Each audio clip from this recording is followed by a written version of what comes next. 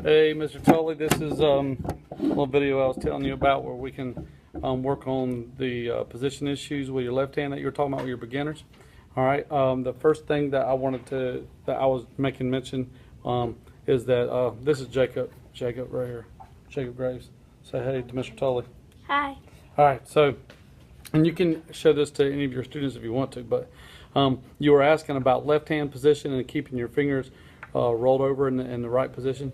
The aim in our left hand is that where the finger, your index finger meets the hand right there.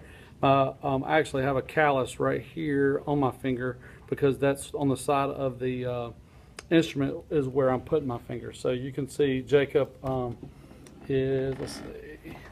let's see, he's putting his finger about right there, and that's going to, if it was further down, what that does is give the tendency for him to move back on his finger like so, and then it wouldn't be like on the fingertip. So you need to pull that hand up and around like that. Now there's some things that we can do to kind of help with that.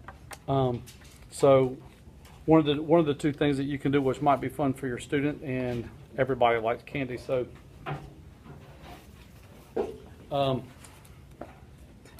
some of you said they were going to be using some half-size instruments and some quarter-size instruments. So these might be too big, and you might need to make an adjustment to what kind of that you want to use for your students. But if you took a little piece of gum like this, I was initially thinking about the small little round Nerf balls that it could be used with like the little guns. Would be kind of cool. My kids have those, but this might be even more fun for your kids. But if you just if you took this and had him put that and be able to hold that in his finger like that, and and they get used to putting that underneath the finger when they play. Turn this a little way, Jacob, like this. Okay. The goal is not for him to be able to hold it. You might could find something small enough that they could put that in their finger and actually put their finger down on the string, but you're just trying to get them to see the shape that you want. So this is pretty good. And there's also another use for this too. So if you wanted to be able to at a higher level teach vibrato, you could take something like that piece of gum or something like this dummy, because you can do the same thing with a dum not the dummy, whatever. All right, so let me see your instrument, Jake. So like if I were to hold this and put that in my finger like that, then I could practice rolling that on the string like this, and then that starts giving you that motion for vibrato later down the road. But what we're trying to do is just get that shape where you're rounding off your finger, you're blocking off that finger. When I talked about in the email blocking off your finger, you want that shape with your fingers, and so you're trying to put something there that they can get used to that, and you put that on each finger like so. The larger instruments like cello down the road, if you ever taught that, you could use a ping pong ball and do the same type thing. But the two things, trying to put your finger right there on the string, and then rounding off your finger, really works well for the students. And then what motivating for the students is when you use these tools, you can allow them to have them, and they're good with that. So thank you, Jacob, for doing that.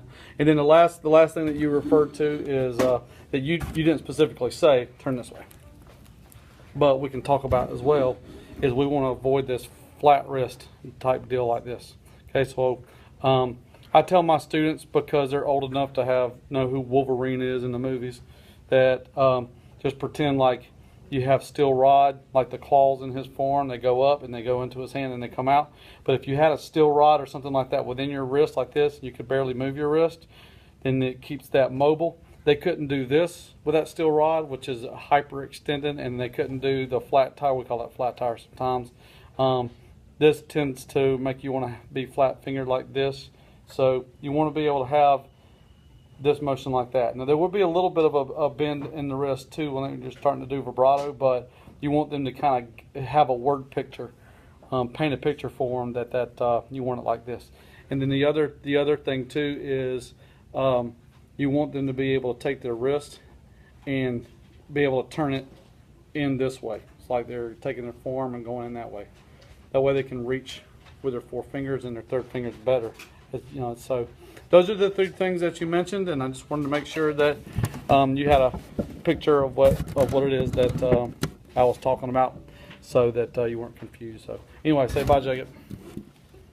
All right, talk to you later.